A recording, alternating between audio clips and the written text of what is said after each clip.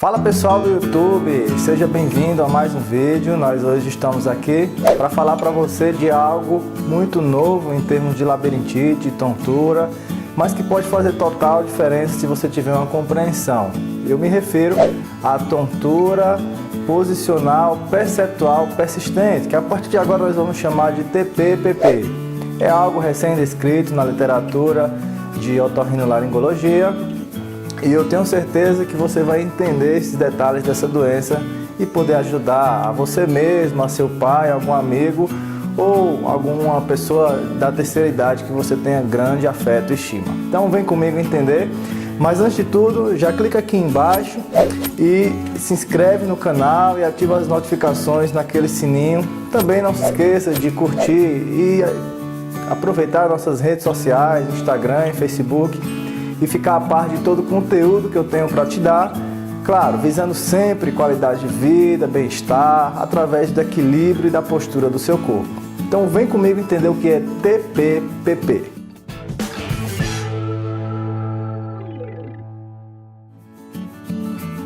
Pois bem, a TPPP, a tontura posicional perceptual persistente, é uma desordem do sistema de equilíbrio, não só os labirintos, mas também coluna e olhos. É uma deficiência na interação entre essas várias estruturas que acaba ocasionando um certo desequilíbrio. O paciente tem a impressão de que está caminhando, de que está se movimentando, quando na verdade ele está parado.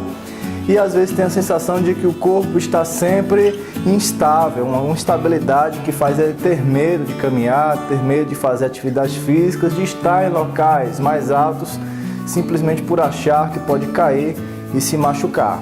E para que você entenda por que isso acontece, eu quero te falar que na manutenção do equilíbrio do corpo, o que acontece é o seguinte: órgãos mais periféricos, como os olhos, a coluna vertebral, a medula espinhal, aquele feixe de nervos que passa dentro da coluna, as articulações, o esqueleto e os labirintos, que são órgãos conhecidos como órgãos periféricos, eles captam informações do corpo, as posições do corpo. No caso dos olhos, captam informações sobre o ambiente em que o corpo está localizado, a superfície, o solo, onde que os membros estão segurando, e essas informações, todas elas são enviadas para o cérebro, e lá no cérebro ele processa todas essas informações e decide que comando ele vai mandar de volta para os músculos, para os membros, que é esse comando que vai nos fazer equilibrar-nos. Então, por exemplo, se o corpo está pendendo mais para um lado, todas as informações relacionadas a essa inclinação é enviada para o cérebro e o corpo manda um comando de volta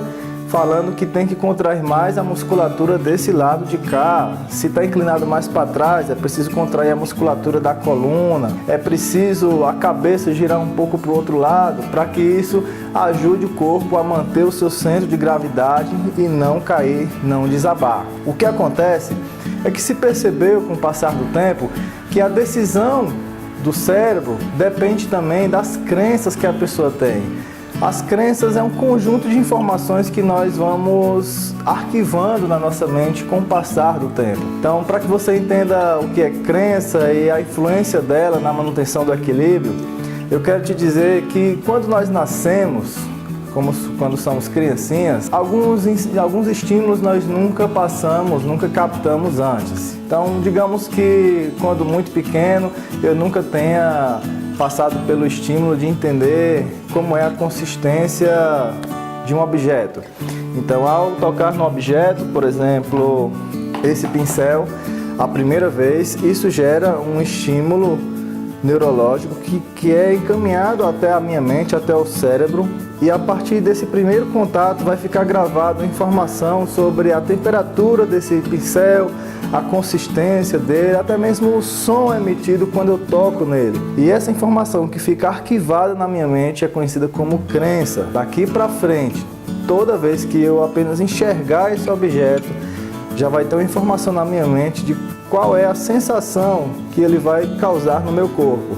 Então, se por exemplo esse objeto fosse muito quente, das próximas vezes que eu visse ele, eu não ia querer tocar, porque eu sei que isso gera um estímulo doloroso, um estímulo que pode me trazer dor, provocar dor. E essa crença, essa minha maneira de perceber esse objeto vai se perpetuar por toda a vida. Nunca mais talvez eu queira tocar nele. Muito embora é muito provável que outros objetos como esse ao redor do mundo, diferentes ambientes, não sejam semelhantes, não sejam parecidos, não causem o mesmo estímulo do que a primeira vez que eu toquei nele. Mas a minha crença faz acreditar que não, que a maioria dos objetos, talvez todos semelhantes a esses, vão também causar o estímulo doloroso. E essa crença faz com que eu me afaste dele aonde eu vê-lo daqui para frente.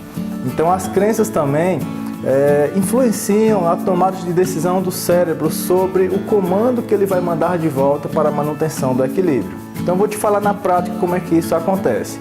Uma criancinha, quando é muito pequena, ainda está aprendendo a andar, ela cai muitas vezes. Porém, as quedas da criancinha pequenininha não costumam machucar tanto, porque a altura dela é menor.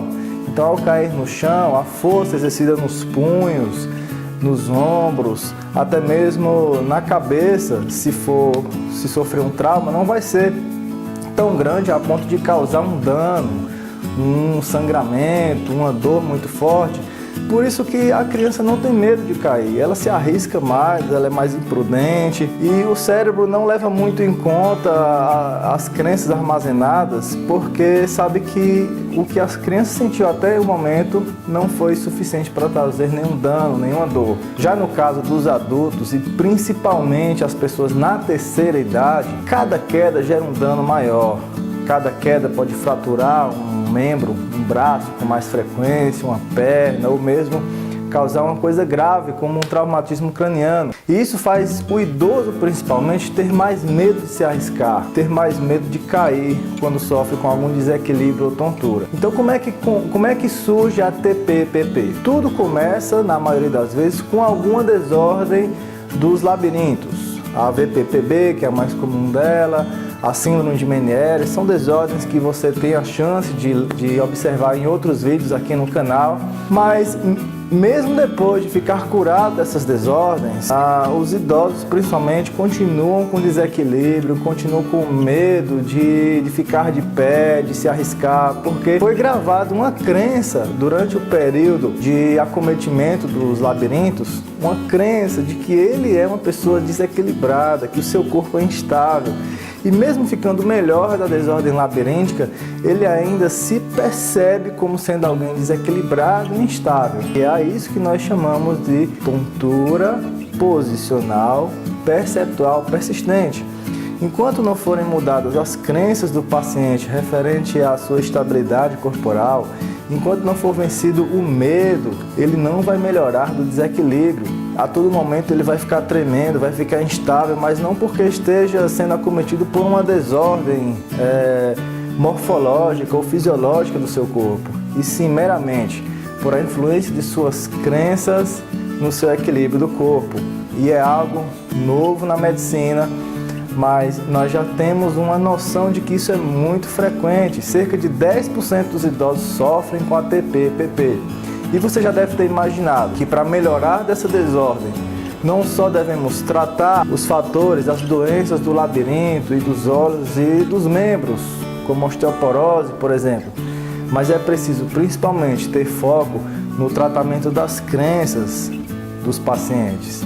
Fazer terapias, exercícios para que a pessoa melhore a autoestima, vença o medo, tenha mais coragem. E isso pode ser feito através de exercícios de coaching, através de psicoterapia com os psicólogos, algumas medicações prescritas por psiquiatras, ou mesmo a hipnose, que já é algo aceito pelo Conselho Federal de Medicina. Através da hipnoterapia, o paciente consegue descobrir também a origem de seus medos e poder tratar e vencer tudo isso. Então essa é a informação que eu queria deixar para você hoje. Se você conhece alguém na sua família, algum familiar, amigo ou conhecido que está sempre tonto, desequilibrado, mas os médicos investigam e não encontram mais nenhuma desordem, as medicações para os labirintos já não fazem tanto efeito e essa pessoa continua desequilibrada, principalmente se for da terceira idade, é possível que ele tenha também ATPPP, só repetindo mais uma vez, a tontura posicional, perceptual, porque ele se percebe assim, persistente, porque enquanto não melhorar as crenças, não melhorar a programação mental sobre como ele se percebe no mundo, nada vai se resolver, tá? Se você gostou desse vídeo, aproveita e marca amigos, compartilha o link nas suas redes sociais e deixa essa informação chegar na tela do celular e do computador de várias pessoas nesse Brasil imenso que precisam saber disso. Obrigado por sua atenção, tchau, tchau, até o próximo vídeo.